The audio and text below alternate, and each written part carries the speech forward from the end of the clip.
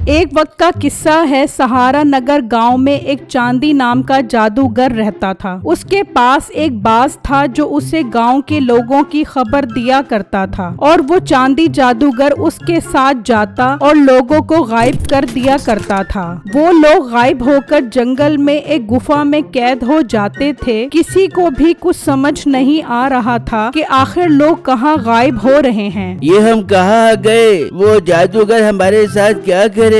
भाई अब तो हमें मरने का इंतजार करना पड़ेगा, कोई हमें नहीं बचाने आएगा। ये कहकर वो सब रोने लग जाते हैं। उसी गांव में एक बिट्टू नाम का लड़का अपनी बीवी के साथ रहता था। अजी पानी खत्म हो गया है, मैं दरिया पर जा रही हूँ पानी भरने के लिए। ठीक है बेगम, ख्याल से जाना। आप फिक्र मत करो, मैं यूँ गई और यूँ आई। उसकी बीवी पानी भरने के लिए निकल जाती है और जब तालाब पर पहुंचती है तो उस जादूगर का बाज उसे देख लेता है और जाकर उसे बताता है, मालिक एक औरत तालाब पर पानी भरने के लिए आ गई है, चलो उसे गायब करके गुफा में कैद कर देते हैं। बहुत अच्छा काम कर रहे हो तुम मेरे प्यारे बाज। बस थोड़े ही टाइम बाद एक एक करके गांव के सारे लोगों को गुफा में कैद कर देंगे और उन सब के खून की बलि देकर हम हमेशा के लिए दुनिया पर हुकूमत करेंगे।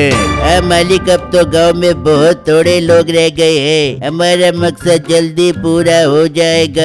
हाँ तुम ठीक कह रहे हो, चलो नदी पर चलकर उस औरत को गुफा में कैद करते हैं। जादूगर और उसका बाज निकल पड़ते हैं और नदी पर पहुंच जाते हैं और बिट्टू की बीवी को भी गायब कर देते हैं। वो भी गुफा में उन कैदियों के पास पहुंच जाती है। शाम होती है तो बिट्टू बहुत परेशान हो जाता है कि उसकी बीवी अभी तक वापस नहीं आई। ये मेरी बेगम अभी तक वापस क्यों नहीं आई? कहीं किसी मुसीबत में तो नहीं फंस गई? मुझे जाना पड़ेगा। बिट्टू अपनी बीवी को ढूंढने के लिए निकल जाता है और जब तालाब पर पहुंचता है तो वो वहां मौजूद नहीं होती। बिट्टू बहुत ज्यादा परेशान हो जाता है। लोगों के इस तरह अचानक गायब होने की वजह से लोग बहुत परेशान हो जाते हैं। सरपंच साहब, मेरा भाई पिछले 4 दिनों से लापता है, उसकी कोई खबर नहीं है, वो कहाँ चला गया है? सरपंच साहब, मेरा बेटा भी पिछले कई दिनों से गायब हो गया है। मैं बहुत परेशान हूँ उसके इस तरह अचानक गायब होने की वजह से।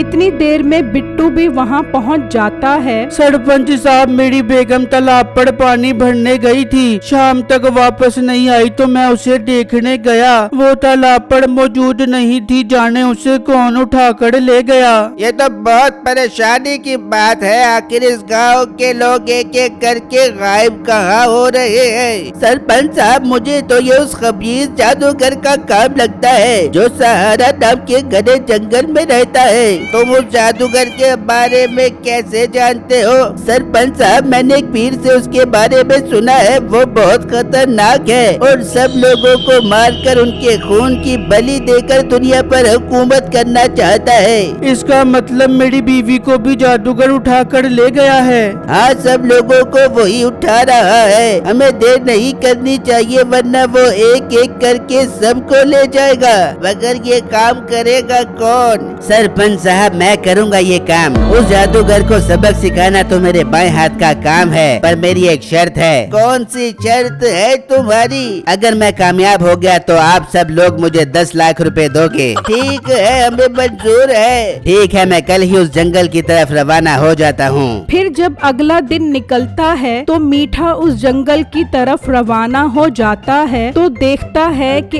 एक दरख्त पर उल्लू बैठा होता है। इंसान, तुम यहाँ से आगे नहीं जा सकते, ये मेरा इलाका है। अरे उल्लू मियाँ, मैं एक बहुत जरूरी काम से आगे जा रहा हूँ, मुझे मत रोको। नहीं, तुम एक शर्त पर ही आगे जा सकते हो, पहले तुम्हें मेरे एक सवाल का जवाब देना होगा। कैसा सवाल है उल्लू मियाँ? तो सुनो सवाल, अगर एक तरफ हीरे और सोने हो और एक तरफ चांदी तो तुम क्या लेना पसंद करोगे? अरे उल्लू मियाँ, ये कौन सा मुश्किल सवाल है, मैं तो हीरे और सोना ही लूँगा। तुम्हारा जवाब गलत हुआ, अब तुम सजा के लिए तैयार हो जाओ। वो उल्लू उसे पत्थर का बना देता है और वहाँ से उड़ जाता है। इस तरह 2 दिन और गुजर जाते हैं और गांव के सब लोग दोबारा इकट्ठे हो जाते हैं। 2 दिन हो गए हैं, वो मीठा अभी तक वापस नहीं आया। मुझे डर है कहीं वो तो जादूगर के हाथ नहीं चढ़ गया। अगर ऐसा है तो मुझे नहीं लगता कि हम गांव वालों को छुड़ा पाएंगे। अब तो वो जादूगर सबको एक एक करके उठा कर ले जाएगा। नहीं सरपंच साहब, ऐसा नहीं होगा। एक कोशिश मैं भी करता हूँ, शायद मैं उन लोगों को छुड़वा सकूं। बेटो इसमें बहुत खतरा है, तुम्हारी जान भी जा सकती है। मुझे अपनी जान की परवाह नहीं है, मैं बस अपनी बीवी और गांव वालों को आजाद करवाना चाहता हूँ। तो ठीक है बिट्टू, तुम आज शाम को ही सफर के लिए रवाना हो जाओ और अपनी हिफाजत के लिए तलवार भी साथ रख लेना। फिर शाम में बिट्टू सफर के लिए रवाना हो जाता है तो उसका गुजर उसी जंगल से होता है। तो वहाँ वो उल्लू उसे रोक लेता है। और लड़के, तुम मेरे सवाल का जवाब दिए बगैर आगे नहीं जा सकते। उल्लू भाई आप कौन हो? मैं तो जादूगर के चंगुल से गांव वालों को छुड़वाने जा रहा हूँ। पहले मेरे सवाल का सही जवाब दो, अगर गलत जवाब दिया तो मैं तुम्हें पत्थर का बना दूंगा। कैसा सवाल है उल्लू भाई? तो सुनो, अगर एक तरफ हीरे और सोना हो और एक तरफ चांदी तो तुम क्या लेना पसंद करोगे? बिट्टू थोड़ा सोचता है और जवाब देता है, मैंने हीरे और सोने का क्या करना, मैं चांदी लेना पसंद करूँगा।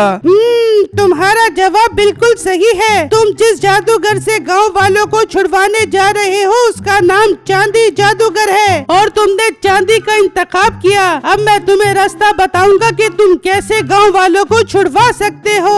उसके लिए तुम्हें उस जादूगर को खत्म करना होगा और उस जादूगर की जान उसके बाज में है। पर मैं उस बाजू को मारूंगा कैसे? अब ये तुम्हारा काम है। वो जादूगर रात में सोता है लेकिन उसका बाज नहीं सोता और वो उस जादूगर की हिफाजत करता है। उल्लू भाई ये तो बहुत मुश्किल काम है। काम तो मुश्किल है लेकिन अगर तुम्हारा इरादा मजबूत है तो तुम जरूर कामयाब हो जाओगे। मैं बस इतना कर सकता हूँ कि मैं तुम्हें उस जादूगर की गुफा तक पहुँचा सकता हूँ। आगे तुम्हारा काम है। उल्लू बिट्टू को गायब कर देता है और वो उस जादूगर की गुफा तक पहुंच जाता है। अच्छा, तो जादूगर इस गुफा में रहता है, मगर मैं इसको मारूंगा कैसे समझ नहीं आ रहा। अभी तो दिन का टाइम है, जादूगर जाग रहा होगा। मैं अभी छुप जाता हूँ, फिर कोई हल निकालूंगा। बिट्टू उस गुफा के पास एक जगह में छुप जाता है और अंदर देखता है तो जादूगर और बाज अंदर बैठे होते हैं। मेरे पास गांव की और कितने लोग बाकी रह गए हैं। अपने पास टाइम कम है, उन लोगों की बलि देना बहुत जरूरी हो गया है। मालिक, अभी तो गांव के काफी सारे लोग रहते हैं। आप मेरी बात मानो तो जितने लोग कैद हैं उनकी बलि दे देते हैं, बाकी लोगों की बलि हम बाद में दे देंगे।